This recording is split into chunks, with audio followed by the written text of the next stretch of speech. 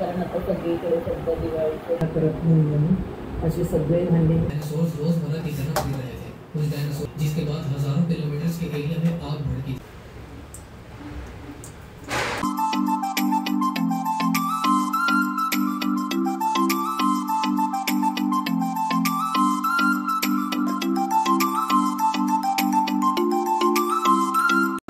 Hello नमस्कार, आज आहे संडे आणि संडे रुटीन मी तुमच्याबरोबर शेअर करणार आहे।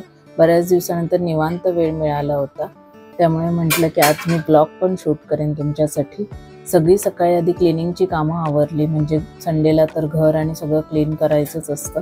त्याच्यानंतर मग नाश्ता वगैरे सगळं झालं होतं। त्याच्यानंतर मी छान फ्रेश झाले, हेअर वॉश केला आणि मग आता सगळ्यात आधी बाप्पाचा आशीर्वाद घेऊया आपण। अंघोळ किंवा फ्रेश झाल्यानंतर सगळ्यात आधी पूजा करून घेते। पूजा ऑलरेडी झालेली असते सकाळीच, मिस्टर पूजा करूनच घराबाहेर पडतात, त्यामुळे मी फक्त आता माझं प्रार्थना करून घेते। त्याच्यानंतर मग थोडं शांत बसले, कारण सकाळी सकाळचं ऊन आणि हे सगळं रोज नाही भेटत। रोज ऊन पडायच्या आधीच मी ऑफिसला पोहोचलेली असते, त्यामुळे हे सगळं मला फक्त संडेलाच एन्जॉय करायला मिळतं। त्यामुळे कितीही कामं असली, क्लिनिंग असलं तरीही मी माझा वेळसुद्धा छान स्पेंड करते। आणि ऋतुजा क्लासला होती, त्यामुळे मी एकटीच होती, त्यामुळे म्हटलं शांतपणे बसूयात, कारण घाई नव्हती, फक्त मला जेवणच बनवायचं होतं। नाश्ता आणि सगळं क्लिनिंग सगळंच झालेलं होतं, त्यामुळे मी निवांत माझं आवरत होते। तुमचा संडे कसा असतो हे पण मला कमेंट करून सांगा।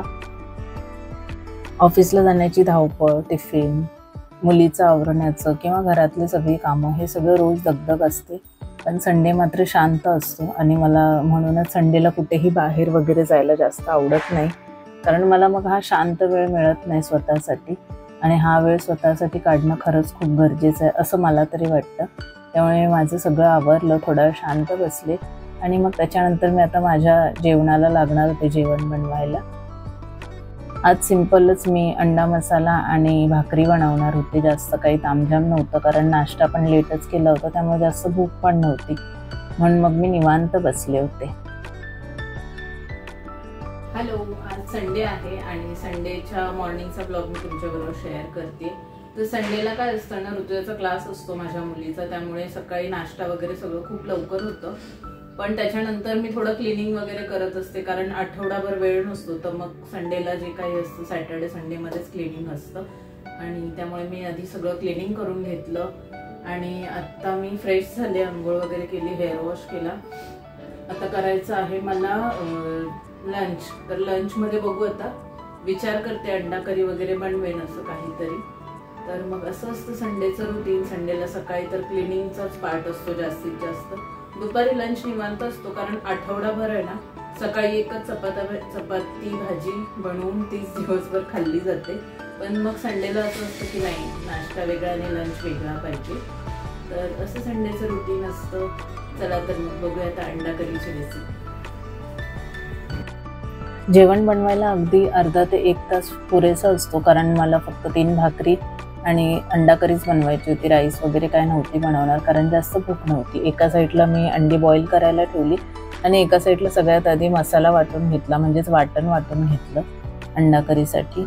आणि भाकरी तर काय लगेचच होतात, कारण या सगळ्याची प्रॅक्टिस आहे मला आणि एकट्या हाताने करायची सवय आहे, त्यामुळे ते सगळं खूप पटापट होतं।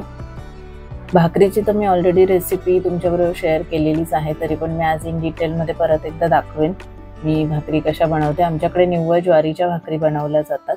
आणि अंडा करीसाठी मी इथे एक मोठा कांदा, ओलं खोबरं, लसूण, आलं हे सगळं एकदाच भाजून मिक्सरमधून फिरवून घेणार होते।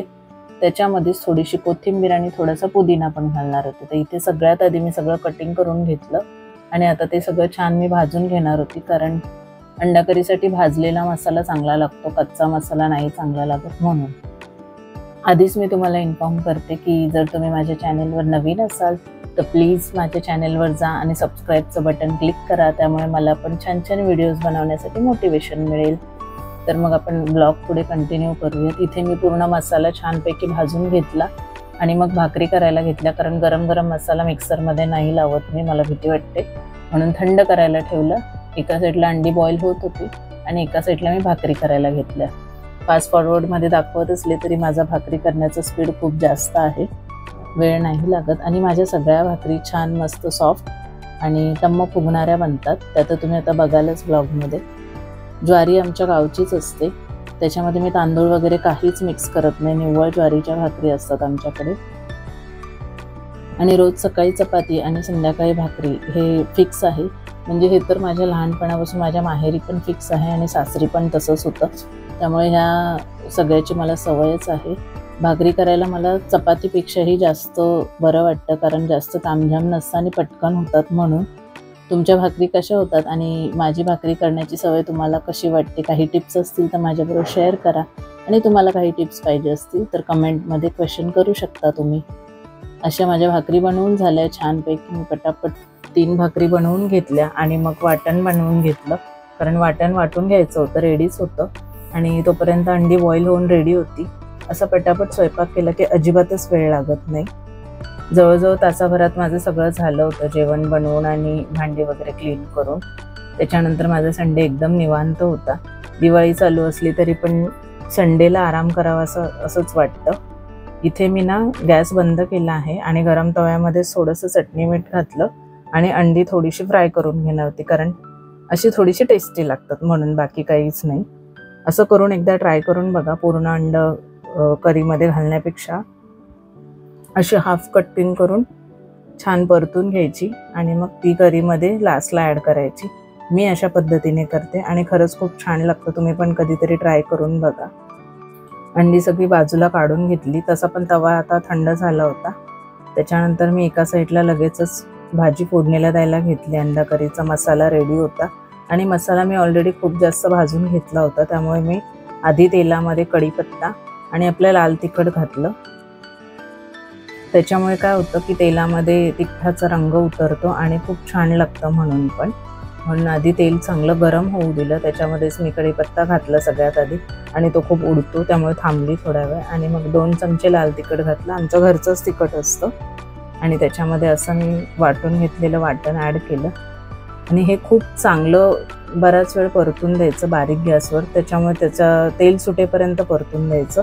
थोडा वेळ झाकण ठेवलं, वाफ काढली आणि नंतर त्याच्यामध्ये मीठ, हळद एवढंच ॲड केलं, कारण घरचा मसाला पण घातला होता लाल तिखटाचा आणि फ्लेवरसाठी असं वेगळं काहीच ॲड करायची गरज नव्हती. वाटण पण घातलं होतं म्हणून.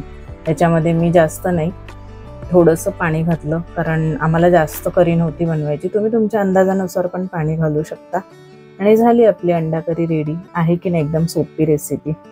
हे छान उकळल्यानंतर ह्याच्यामध्ये अंडी ॲड करून घ्यायची, पण त्याला छान आधी उकळी येऊ द्यायची त्याच्यानंतर, कारण मग अंडी ऑलरेडी बॉईलच असतात ना, त्यामुळे लगेच घालायची घाई करायची नाही आहे.